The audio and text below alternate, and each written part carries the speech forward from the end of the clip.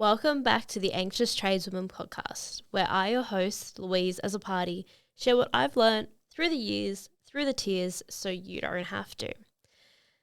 This is episode 19, and we're talking about matching to create rapport.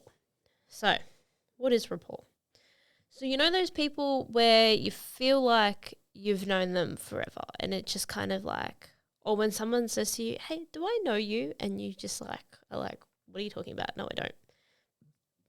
Building rapport is something we can do consciously and unconsciously. So sometimes we just do it, and sometimes we have to do it a bit consciously to get us into the rhythm of being in rapport with someone. Okay. So why am I talking about this? How does this impact tradeswomen?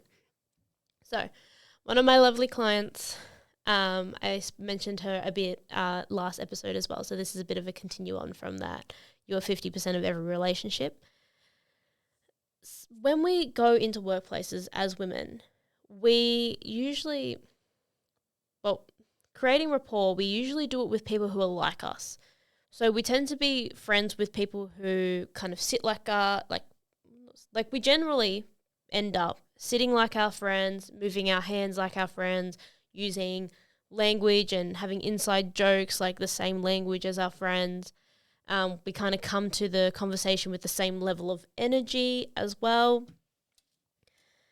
So this kind of stuff happens unconsciously with friends and stuff like that. But in the workplace, we can do this consciously to kind of build some relationships and have a feeling of connection. Now, I'm not talking about changing your whole personality to fit in. That is not what we do here. Hell no. We are not changing our personality, our likes or dislikes to fit in. Okay? So, matching to create rapport. So, unconsciously what we do is we tend to find ourselves moving our hands similarly to our friends, right? We can consciously do that with coworkers to create a feeling of connection and comfortable kind of thing. So we can do similar hand gestures and we can match their energy as well. So, you know, like when you're like super hyped up and you're like, yeah, and you're like, and then you talk to someone and they're like really low on the scale and they're like looking at you like you're a crazy person. Or if you're the person who's like super low energy and you come in and someone's like, yeah, this is so exciting. And you're just like, no. And you kind of flinch away from the person almost. So if we're matching people's energy, it just creates like a feeling of comfort quite easily. So then say if we are in a work meeting, or we can use it for interviews, we can use it for any situation where you do a quick gauge, what's the energy like in the room? You're like, so you kind of like match that and you can kind of be a level above or below. And if you really want to get into using this technique, you can kind of use it to bring people's energy up, like slowly bring them up level by level, or kind of bring them like off a high, like kind of down to like a calm level kind of thing. But we just go with matching, like kind of getting in the similar range to the energy. And then we can start using similar hand gestures that they're using. Like obviously we're not going to do this all the time, but we're going to go in if we're talking to them. If they're using lots of hand gestures, then use lots of hand gestures when you're talking to them. If they're not using any hand gestures, try not to. So with this, we can start to build connection in places where we might not have connection, but we want connection. So we can say if we're sitting around at a lunch table at work and you like tend to sit on your own and you don't know why, or you want to kind of start to, like you don't want to sit on your own, you want to feel more included. You can make yourself feel more included by doing this, and then you'll find yourself getting invited into the space a little bit more. So we're not changing personalities, we're not changing your likes or dislikes, nothing like that. We're just building rapport. We're matching the energy level, matching hand gestures. And you kind of see it like when you're looking at the guys at work, say at the team meeting, they're often all standing the same way. So you can stand the same way with them, and it's kind of like an unconscious thing that their unconscious mind will pick up that, oh, look, she's like us kind of thing. You can also kind of, if you wanted to, match topics. So say if, the co-workers are always talking about the football, you can, I don't know, Google 10 football, what happened in the football this weekend, and have a few little things to say in the conversation. So you match the topic. You're not changing your whole weekend to get in there, but lots of times you can quickly find things on Google as well, if you wanted to go into it that much. I often teach this I do bring this up with male managers if they're trying to create a relationship with female, not a romantic relationship, but a workplace relationship, and a feeling of trust in the workplace with female employees. When the first time I ran this, I had a really, really tall guy and a really, really short guy, and these guys were the ones that kind of got me into this group to speak to all these other managers, and they were there in the workshop. So I kind of made a bit of fun of them. So I was like, see, Matt, you're at their eye level. They don't feel spoken down to you. And then I'm like, other Matt, you are very tall.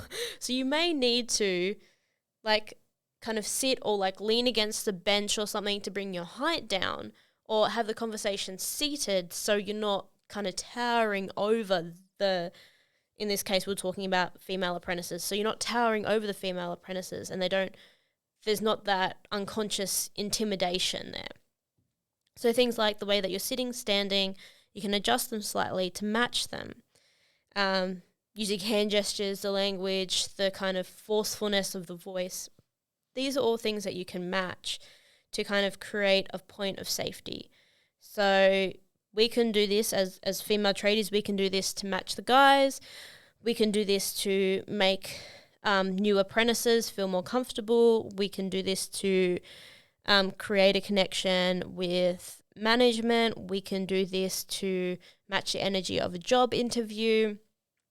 We can do this in so many different areas, and it's just something that you can just I like to do it just for fun. If I kind of in a conversation and I'm not really part of the conversation, standing in a group, I pick someone to kind of match, and then just kind of, just see what happens, just for a bit of fun.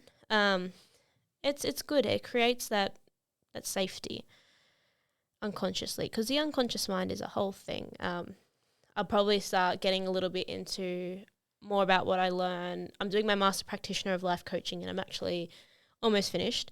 So a lot of the stuff that I implement and talk to you guys about is stuff that I've learnt in that course, and then meshed it with my experience of being in the trade.